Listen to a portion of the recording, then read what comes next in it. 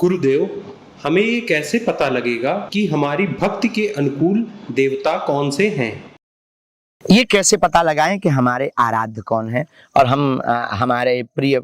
इसकी बहुत सर्वोत्तम उपाय यही है, दुख में और सुख में जिस ईश्वर के रूप की याद आवे, स्मरण आवे, वही आपका सन्निकट इष्ट है। अक्सर जब व्यक्ति दुखित होता है तब एक ही नाम आता है।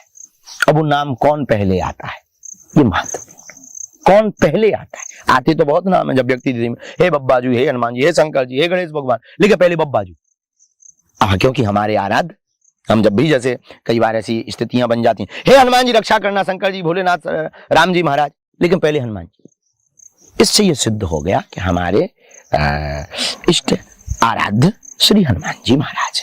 ऐसे ही प्रत्येक व्यक्ति को यह जानने की आवश्यकता है कि आपका आराध्य कौन है। वो दुख और सुख दोनों में जब बहुत प्रसन्नता हो तो भगवान को धन्यवाद देते, ठाकुर जी धन्यवाद। ठाकुर जी का मतलब भगवान कृष्ण, आप ठाकुर जी के प्रिय हैं। दूसरी बात, हमारी भक्ति स्वीकार कैसे हो रही, इसका पता कैसे लगे। बहुत से लोगों को आप पूजा कर भी रहे, इसका पता कैसे लगे। पूजा करते करते जब अनुभव होने लगे, आभास होने लगे, मन गदगद होने लगे, हृदय आह्लादित होने लगे, उनकी बात सुनते ही मन झूम उठे, मन नाच उठे। कई बार ऐसा होता है कि उस व्यक्ति का नाम सुनते ही उनके साथ बहुत टाइम हम गुजारना चाहते। कुछ लोग ऐसी जिंदगी में होते हैं जिसके साथ हम बहुत टाइम गुजारना चाहते, और कुछ लोग ऐसे होते हैं जिनके साथ 2 मिनट नहीं बैठना चाहते। अब वो शायद उस आदमी से बहुत काम के और बहुत बड़ी उपलब्धि देकर जाएंगे और बहुत सपोर्ट करके जाएंगे, लेकिन मन में नहीं है तो उसके साथ 2 मिनट भी बड़ा बोझ लगता। और कोई आदमी आपको भी खोखला कर रहा हो, परेशान कर रहा हो, बर्बाद करने पर तुला हो, लेकिन अगर उससे मन भरा है तो ये लगता है यार रात कम है और बैठो।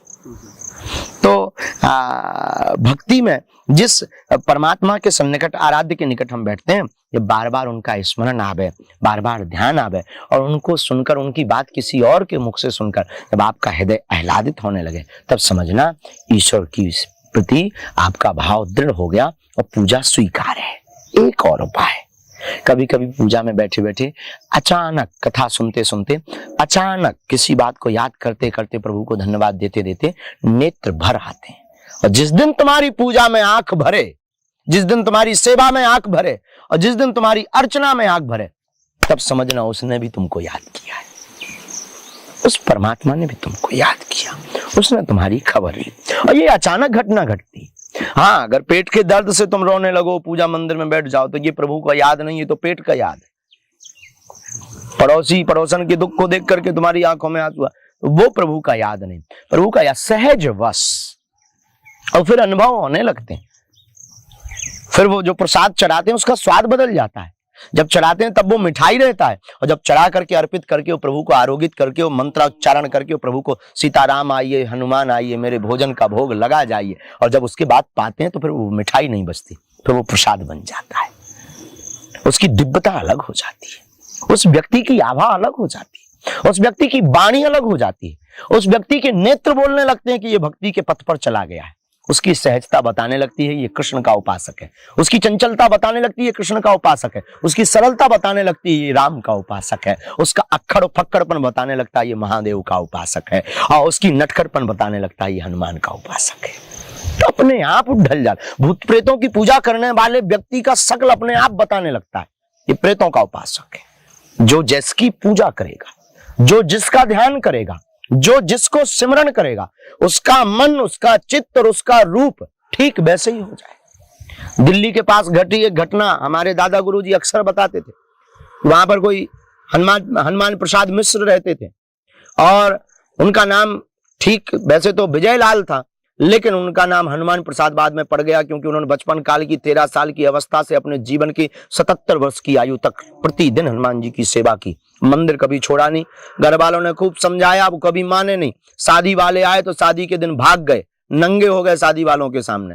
तो शादी वालों ने भी मना कर दिया, विवाह हुआ नहीं, गृहस्थ जीवन में गए नहीं। और अंत तो गत्वा 77 वर्ष की उम्र के आने के पूर्व में, जब वो 50 से 55 वर्ष की आयु के थे, तब उनके चेहरे का मुख बंदरों जैसी आकृति हो गई थी, और उनकी उठक बैठक और खुजली करने की दशा ठीक बानरों जैसी हो गई थी। तो व्यक्ति जिसका चिंतन करता है, जिसके बारे में सोचता है, किसी बहुत बड़े दार्शनिक के द्वारा सुनी हुई हमारे पास एक कहानी है, और वो कहानी हमें बहुत स्मरण आ जाती है कि एक आदमी एक साधु के पास, फकीर के पास पहुंचा कि मुझे ध्यान करना है और मुझे आत्मज्ञान और आत्म मोक्ष पाना है, और कृपा करके कोई बहुत सरल सहज रास्ता बताइए। तो उन्होंने कहा कि ऐसे तो कोई रास्ता बहुत बड़ा है नहीं, एक काम करो, तुम गुफा में जाओ और सबसे पहले तो अगर तुम्हें इस रास्ते पे चलना है तो सबसे पहले तुम केवल 28 दिन तक भैंस का चिंतन करो। क्योंकि सामने एक भैंस खड़ी हुई थी, उन्होंने उसी को देखकर कह दिया जाओ भैंस का चिंतन करो। वो आदमी बोला ये भी कोई ध्यान की पद्धति है? बोले गुरु आज्ञा मत टालो, तुम्हें क्या लेना देना, भैंस का चिंतन करो मतलब करो।